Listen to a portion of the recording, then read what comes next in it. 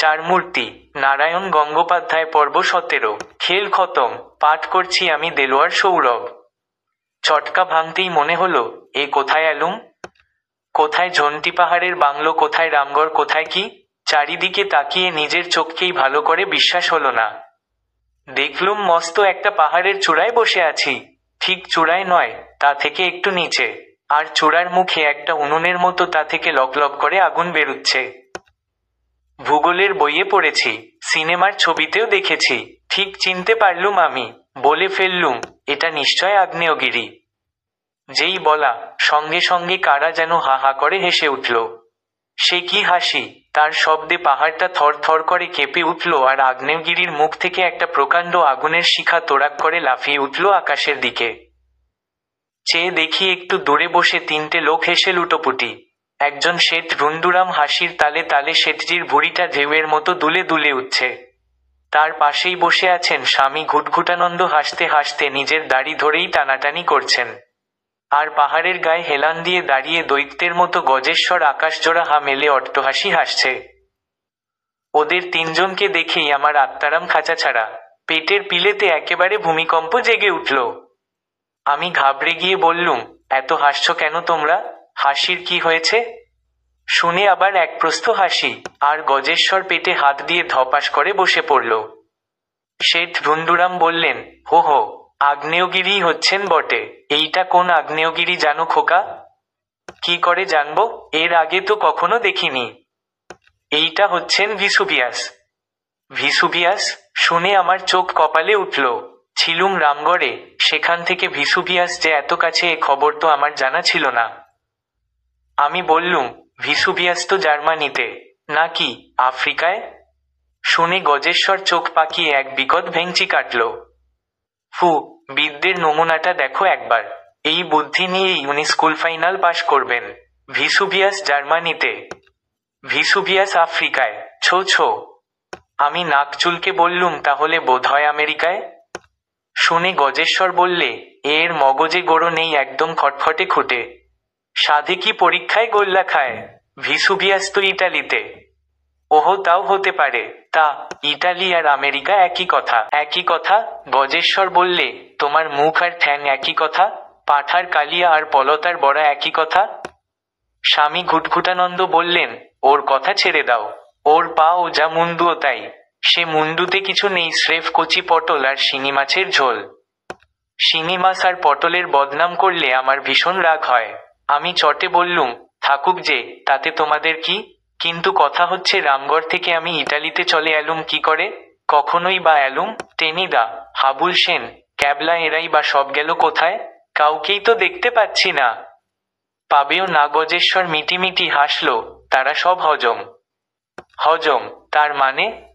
মানে, পেটের মধ্যে খেয়ে ফেলেছি। খেয়ে ফেলেছ? আমার পেটের পিলেটা একেবারে গলা বরাবর হাইজাম্প মারল। সে কি কথা? আবার তিনজনে মিলে বিকট অট্টহাসি। সে হাসির শব্দে ভিসুভিয়াসের চূড়ার উপর লকলকে আগুন লাফিয়ে লাফিয়ে উঠতে লাগলো। আমি দুহাতে কান চেপে ধরলুম। হাসি থামলে স্বামী ঘুটঘুটান বললেন, বাপু হে, আমাদের সঙ্গে চালাকি। পুঁটিমাছ হয়ে লড়াই করতে এসেছ হুলো বেড়ালের সঙ্গে। পাঠা হয়ে ল্যাং মারতে গেছো রয়্যাল বেঙ্গল টাইগারকে। জগলে চারটেকে এখানে উড়িয়ে নিয়ে এসেছি। আর তারপরে? শেঠজি বললেন, হাবুলকে রোস্ট পাকিয়েছি। গজেশ্বর বললে, তোমাদের লিডার টেনিকে কাটলেট বানিয়েছি। স্বামীজি বললেন, ওই ফরফরে ছোকরা ক্যাবলাকে ফ্রাই করেছি।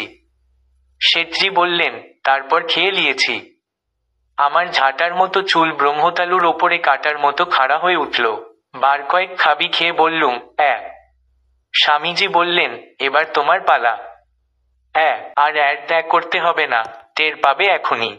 স্বামীজি ডাকলেন, গজেশ্বর। গজেশ্বর হাতজোড় করে বললে, জি মহারাজ। কড়াই চাপাও। বলতে বলতে দেখি কোথেকে একটা কড়াই তুলে ধরেছে গজেশ্বর। সে কি কড়াই! একটা নৌকোর মতো দেখতে। তার ভেতরে শুধু আমি কেন, আমাদের চার মূর্তিকেই একসঙ্গে ঘণ্ট বানিয়ে ফেলা যায়।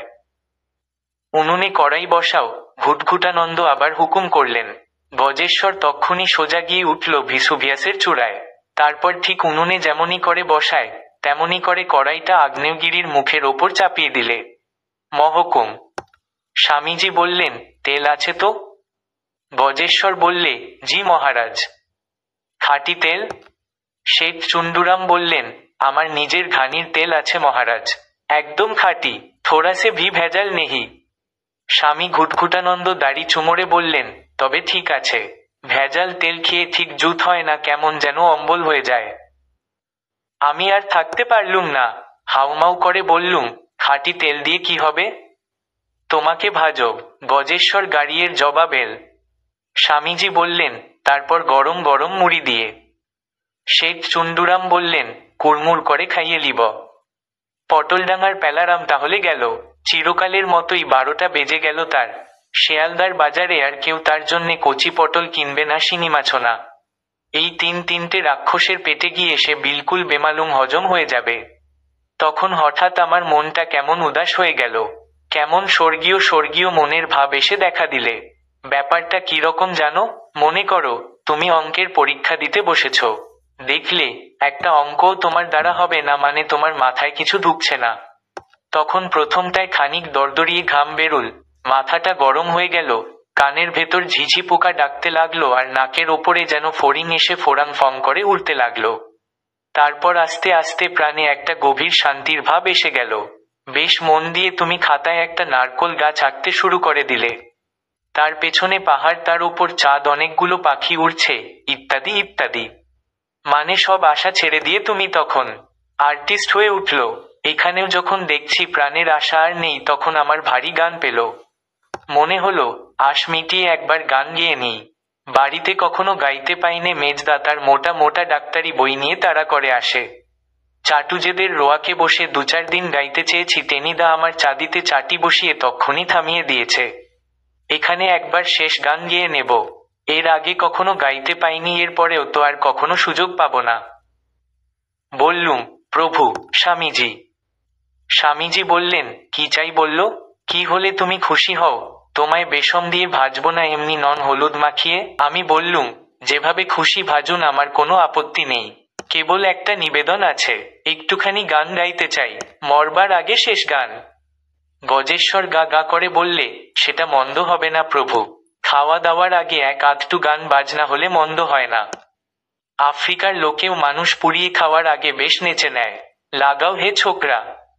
শেঠ ধুন্দুরাম বললেন, হা হা, প্রেম সে একঠো আচ্ছা গানা লগা দেও। আমি চোখ বুজে গান ধরে দিলুম। একদা এক নেকড়ে বাঘের গলায় মস্ত একটি হাড় ফুটিল, বাঘ বিস্তর চেষ্টা করিল, হাড়টি বাহির না হইল। শেঠজি বিরক্ত হয়ে বললেন, ই কি হচ্ছেন? ই তো কথামালার গল্প আছেন। স্বামীজি বললেন, না হে, এতেও বেশ ভাব আছে। আহা হা, কি সুর, কি প্যাঁচামাকা গলার আওয়াজ। গেয়ে যাও ছোকরা, গেয়ে যাও। আমি তেমনি চোখ বুজেই গেয়ে চললুম। তখন গলার ব্যথায় নেকড়ে বাঘের চোখ ফাটিয়ে জল আসিল। ভ্যাও ভ্যাও রবে কাঁদিতে কাঁদিতে সে এক সার্সের কাছে গেল। এই পর্যন্ত গেয়েছি, হঠাৎ ঝুমুর ঝুমুর করে ঘুঙুরের শব্দ কানে এল। মনে হলো কেউ যেন নাচছে। চোখ মেলে যেই তাকিয়েছি, দেখি গজেশ্বর নাচছে। হ্যাঁ, গজেশ্বর ছাড়া আর কে? এর মধ্যে কখন একটা ঘাগরা পড়েছে না কে একটা নথ লাগিয়েছে, পায়ে ঘুঙুর বেঁধেছে, আর ঘুরে ঘুরে ময়ূরের মতো নাচছে। সে কি নাচ! রামায়ণের তারকা রাক্ষসী কখনো ঘাগরা পরে নেচেছিল কি না জানি না, কিন্তু যদি নাচত তাহলেও যে সে গজেশ্বরের সঙ্গে পাল্লা দিতে পারত না, এ আমি হলফ করে বলতে পারি। আমি হা করে তাকিয়ে আছি দেখে গজেশ্বর মিটমিট করে হাসল। বলি, কি দেখছো? অমন করে দেখছো কি? এসব নাচ নাচতে পারে তোমাদের উদয়শঙ্কর? ছোছে, এই যে নাচছি, এর নাম হচ্ছে আদত কথাকলি। স্বামীজি বললেন, মণিপুরীও বলা যায়। শেঠজি বললেন, হা হা, কখক ভি বলা যেতে পারে। আমি বললুম, তারকা নৃত্যও বলা যায়। গজেশ্বর বললেন, কি বললে? আমি তক্ষুনি সামলে নিয়ে বললুম, না না, বিশেষ কিছু বলিনি। তোমাকে বলতেও হবে না। ঘাগরা ঘুরিয়ে আর এক পাক নেচে গজেশ্বর বললে, কই, গান বন্ধ হলো যে? ধরো গান ধরো, প্রাণ খুলে একবার নেচে নিই। কিন্তু গান গাইব কি? গজেশ্বরের নাচ দেখে আমার গান টান তখন গলার ভেতরে হালুয়ার মতো তাল পাকিয়ে গেছে। গজেশ্বর বললে, ছো ছো, এই তোমার মুরদ, তুমি ঘোড়ার ডিমের গান জানো। শোন না, আমি নেচে নেচে একখানা ক্লাসিক্যাল গান শোনাচ্ছি তোমায়। এই বলে গজেশ্বর গান জুড়ে দিলে। এবার কালি তোমায় খাবো, হু হু তোমায় খাবো, তোমায় খাবো, তোমার মুন্ডুমালা কেড়ে নিয়েই হু হু, মুড়িঘণ্ট বেঁধে খাবো। আর সেই সঙ্গে আবার সেই নাচ। সে কি নাচ! মনে হলো গোটা ভিসুভিয়াস পাহাড়টাই গজেশ্বরের সঙ্গে ধেই ধেই করে নাচছে। স্বামীজি তালে তালে চোখ বুজে মাথা নাড়তে লাগলেন। শেঠজি বললেন, উহুহু, কেইসা বড়িয়া নাচ! দি একেবারে ত হয়ে গেল। ওদের তো দিল ত হচ্ছে না, যে গানে একেবারে মশগুল। ঠিক সেই সময় আমার পালাজড়ের পিলের ভেতর থেকে কে যেন বললে, পটলডাঙ্গার প্যালারাম, এই তোমার সুযোগ, লাস্ট চান্স। যদি পালাতে চাও তাহলে। ঠিক এসপার কি ওসপার, শেষ চেষ্টাই করি একবার। আমি উঠে পড়লুম, তারপরেই ছুট লাগালুম প্রাণপণে। কিন্তু ভিসুভিয়াস পাহাড়ের ওপর থেকে দৌড়ে পালানো কি এতই সোজা কাজ! 3 পা এগিয়ে যেতে না যেতেই পাথরের নুড়িতে হোঁচট খেয়ে উল্টে পড়লুম ধপাস করে। আর তক্ষুনি নাচ থেমে গেল গজেশ্বরের। আর পাহাড়ের মাথা থেকে হাতকুড়ির মতো লম্বা হয়ে এগিয়ে এল গজেশ্বরের হাতটা। বললে, চালাকি, আমি নাচছি আর সেই ফাঁকে সরে পড়বার বুদ্ধি। বোঝ এইবার বলেই মস্ত একটা হাতির সুরের মতো হাত আমার গলাটাকে পাকড়ে ধরল, আর শূন্যে ঝুলোতে ঝুলোতে জয় গুরু ঘুটঘুটানন্দ বলে আকাশ ফাটানো একটা হুঙ্কার ছাড়ল। তারপরেই ছ্যাঁক ছোপাস সেই প্রকাণ্ড কড়াইয়ের ফুটন্ত তেলের মধ্যে নয় একরাশ ঠান্ডা জলের ভেতর। আমি আকুপাকু করে উঠে বসলাম। তখনও ভালো করে কিছু বুঝতে পারছি না। চোখের সামনে ধোয়া ধোয়া হয়ে ভাসছে ভিসুভিয়াস, গজেশ্বরের ঘাগরা পরে সেই উদ্দাম নৃত্য, সেই বিরাট কড়াই, সেই ফুটন্ত তেলের রাশ। সিদ্ধি ফিদ্ধি কিছু খাইয়েছিল ভরাট গম্ভীর গলায় কে বলল। তাকিয়ে দেখি একজন পুলিশের দারোগা দাঁড়িয়ে দাঁড়িয়ে গোফেতা দিচ্ছে, সঙ্গে 5-7 জন পুলিশ, আর কোমরে দড়ি বাঁধা স্বামী ঘুটঘুটানন্দ, শেঠ ধুন্দুরাম আর মহাপ্রভু গজেশ্বর। টেনিদা আমার মাথায় জল ঢালছে, হাবুল হাওয়া করছে, আর ক্যাবলা বলছে, উঠে পড় প্যালা, উঠে পড়।